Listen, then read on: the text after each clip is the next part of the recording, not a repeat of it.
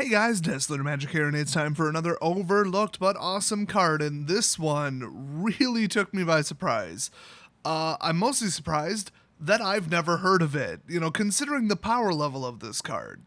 Well, then again, it's before 8th edition, which means it's not in Modern, which means, okay, I'm not that surprised I haven't heard of it, but holy crap is this card powerful.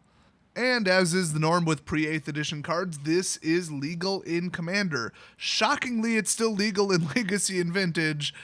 I don't know why. I don't know, it just seems like it has all the hallmarks of a card that would be overpowered as balls and just screw with people nonstop in that format. So this has the potential to shut down your opponent during your turn, which, okay, there's like a million other things that do that too, so whatever, I just love it. Now this is in a set called Visions, and that's the first time I've ever heard of that. Apparently that was one of the sets in the Mirage block, which that is not the first time I've heard of that, at least. But needless to say, it came out a while ago, so coming in as a rare from the Mirage block, it's Pygmy Hippo. Okay, two things I can't get past. We cannot proceed with the video until, one, I mention what the hell lowercase h. Oh my gosh, it pisses me off that they ever did that. I mean, yeah, it's not a proper noun, except it kind of is because it's a card title, but, well, first of all, summon hippopotamus is capital S, capital H on the card, and secondly, pretty much every card printed in the last, 10 plus years is, what they call camel casing. And the second thing that I can't get past is, look at this adorable freaking video. Oh my god, look at that cute little, oh, he's biting her. Oh my god, he's like smiling. That's the most adorable hippo attack on a human I've ever seen in my entire life. Anyway, since this card was printed over 8,000 years ago, there's two versions of the text. The awkward, ridiculously inaccurate, vague version on the card, and then the oracle text, as they call it, which is really just referring to the more up-to-date standardized wording. Let's go with the much simpler wording on the card. If Pygmy Hippo attacks and is not blocked, you may choose to have it deal no combat damage this turn. If you do, defending player draws all mana from his or her lands, and then his or her mana pool is emptied. After combat, add an equal amount of colorless mana to your mana pool.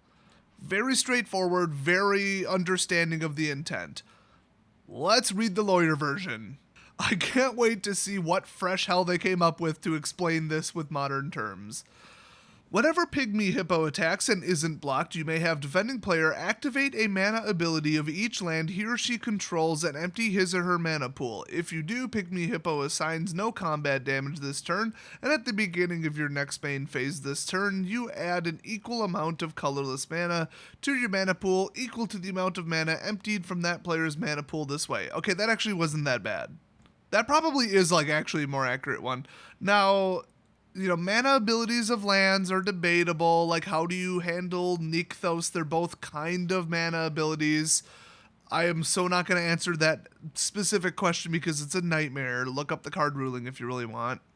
But this is actually a lot simpler than you think. A mana ability is an ability that, 1, isn't a loyalty ability, well, they said land anyway, 2, doesn't target, and 3, could put mana into a player's mana pool when it resolves.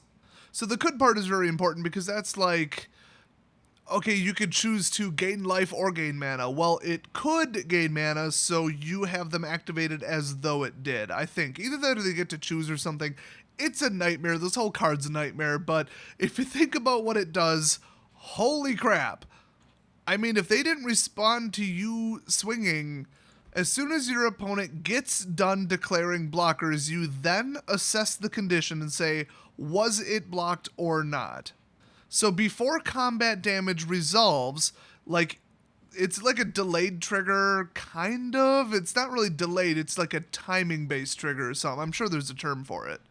But basically, immediately, as like an immediate reaction to them not blocking it or blocking it, you would test the condition. That's when you tap all of their land, and they empty the mana pool. So, I mean, they said empty the mana pool because, 1, they don't want them spending it, and 2, mana burn, I believe, was legal when the set was out. I'm not 100% sure, though. Well, even if it was legal, you wouldn't want them to have that mana. Although if they really wanted to use the mana, they probably would have done something in response to you swinging at them. So anyway, that's the technical aspect. Why is this overlooked but awesome? One, it's overlooked because I've never heard of it. Nobody else has ever heard of it, although this was a user recommendation. I mean, the choice of this card, so somebody's heard of it. But also, I mean, awesome much. You get to steal all your opponent's, like, maximum capable mana tap amount, I guess you would say. I mean, you don't actually get to steal their lands, but you get to kind of use them, which is crazy. Now, it is colorless mana, and this is a 2-colored creature. That's a bit restrictive, but those are some pretty popular colors to go together, so hey. Also, pygmy hippos are freaking adorable, especially when they're babies. I mean, if your local gaming store has like a dog or like a parakeet or something, I've heard all kinds of stories. Actually, when I requested comments about pets in LGSs, I got some crazy stories, but nobody said that they had a pygmy hippo, and honestly, your local gaming store needs a pygmy hippo. I mean, hippos and magic go together like grilled and cheese. I don't script these videos. It's 12:55 in the morning. That's the best I can come up with, and I'm not recording it twice. Yes, I know, one's an object and one's an adjective. I'm sure you'll get over it. Maybe make yourself a grilled cheese and you'll feel better. So anyway, I freaking love this card. It's a 2/2 for 2, which is already pretty cool, and let's price check it. Yeah, it's somewhere between like 30 and 60 cents a piece, depending upon where you get them. So, yeah, pick them right on up. Just think, you could, during your second main phase, after swinging with a stupid little hippo, I mean, maybe not in turn 2, because, hello, you'll pick up like 2 mana, but you could combine that mana with your mana and summon something just ridiculous. I mean, this is like Dark Ritual level broken. The only thing is, it has to remain unblocked, but, you could, well, you can't really trample past with green, but it is also partially blue. Boom, unblockable.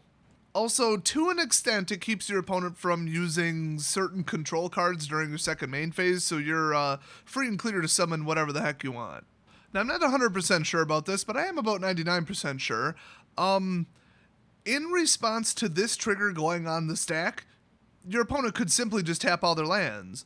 In fact, that's not even a response. They could just do that anytime. I believe it's considered like a no action or whatever. I know that's like a Dungeons & Dragons term, but you can tap your land for mana at any time. It isn't a respondable action. It's barely even considered an action. So I do believe the second part of the Oracle text on the modern updated version clears that up, though. Because it says, well, first, all lands that aren't tapped, tap for mana, basically. And then, as an after effect, then empty their mana pool. So if they themselves put the mana in there thinking they were being all clever, you still drained their mana pool, and then further down on the Oracle text, it says, add an amount of colorless mana to your mana pool equal to the amount of mana emptied from that player's mana pool this way.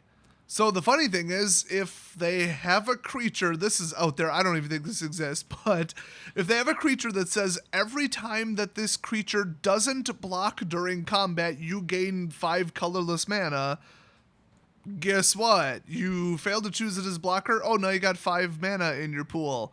Now this effect goes off. You tap all your lands. Now you got 4 more. Well, now there's 9 mana in your pool. It's all drained regardless of the source.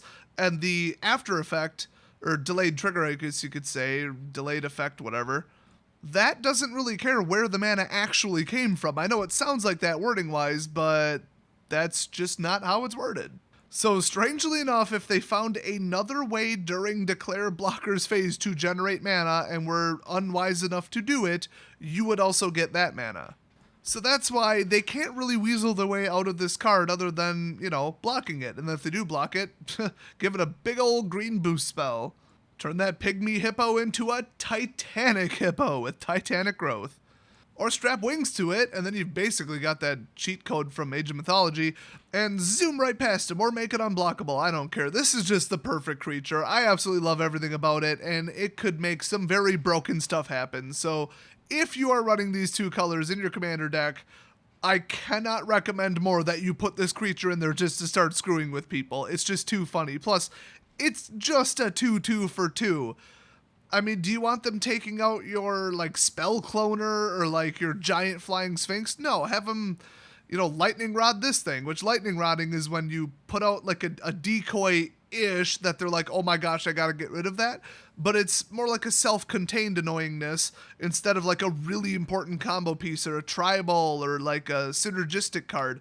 This is just self-contained goodness right here. Just like baby hippos. So hopefully you find a spot for this craziness in your deck, and make sure you look up the care and feeding guide on, we'll say, Wikipedia for pygmy hippos. I'll see you guys next video.